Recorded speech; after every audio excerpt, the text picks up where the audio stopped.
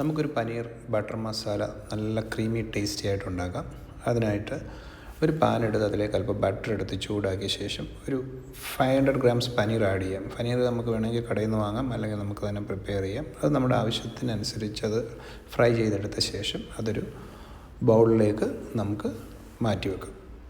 Fry ചെയ്ത ബട്ടറിലേക്ക് തന്നെ അരിഞ്ഞു വെച്ചിരിക്കുന്ന 2 സവാള ചേർക്കാം. അതിലേക്ക് ഒരു ചെറിയ പീസ് ഇഞ്ചി ചെറുതായിട്ട് അരിഞ്ഞത്, 7-8 പീസ് വെളുത്തുള്ളി, പിന്നെ നമ്മുടെ എരിവിനനുസരിച്ചുള്ള പച്ചമുളകും ചേർത്ത് നല്ലവണ്ണം മിക്സ് ചെയ്ത് നല്ലവണ്ണം മൂപ്പിച്ചെടുത്തതിന് ശേഷം അതിലേക്ക് നമുക്ക് ആവശ്യത്തിനുള്ള ഉപ്പ്, ഒരു തക്കാളി അരിഞ്ഞതും ചേർത്ത് നല്ലവണ്ണം വഴറ്റിയതിന് ശേഷം അത് നമുക്ക് കുക്ക് ചെയ്യാം. നല്ലവണ്ണം കുക്ക് ചെയ്ത് കഴിയുമ്പോൾ അതിലേക്ക് ഒരു പിടി കാഷ്യൂനട്ട് ആഡ് ചെയ്യാം.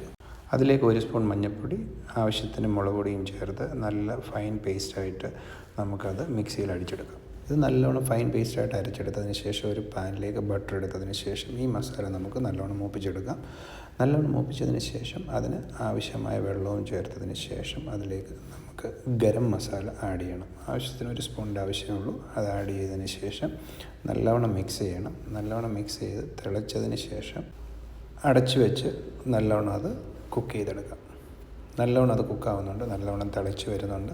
അതിലേക്ക് നമ്മൾ ആ വറുത്ത് വെച്ചിരിക്കുന്ന പനീർ അതിലേക്ക് നമുക്ക് ആഡ് ചെയ്യാം.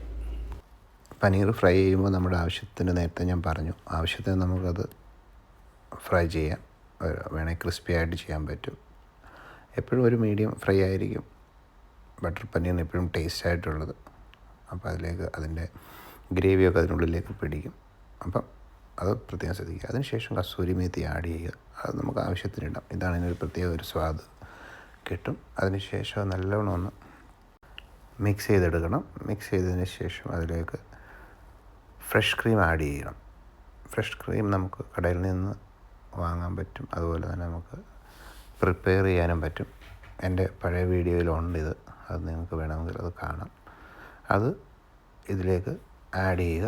ആഡ് ചെയ്തിട്ട് നമുക്ക് ആവശ്യത്തിന് ആഡ് ചെയ്യാം. അതിൻ്റെ ടേസ്റ്റ് അനുസരിച്ച് ഓരോക്കെ അതിൻ്റെ ടേസ്റ്റാണ്. അതിനനുസരിച്ച് നമുക്ക് ചെയ്തിട്ട് ചെറിയ ടേസ്റ്റ് ചെയ്ത് നോക്കിയിട്ട് നമുക്ക് വേണമെങ്കിൽ പിന്നെ ആഡ് ചെയ്താൽ മതി. പിന്നെ അത് എന്നിട്ട് നല്ലവണ്ണം മിക്സ് ചെയ്ത് നല്ലവണ്ണം ഇളക്കി പിന്നെ നമ്മുടെ ആവശ്യത്തിനെടുത്ത് നമുക്ക് ചപ്പാത്തിയുടെ കൂടോ അപ്പത്തിൻ്റെ കൂടോ കഴിക്കാം. ചോറിൻ്റെ കൂടെയും നല്ലതാണ്. ഓക്കെ, എല്ലാവരും ഒന്ന് ട്രൈ ചെയ്യുമെന്ന് വിശ്വസിക്കുന്നു. ട്രൈ ചെയ്യുക, സബ്സ്ക്രൈബ് ചെയ്യുക. Thanks for the support.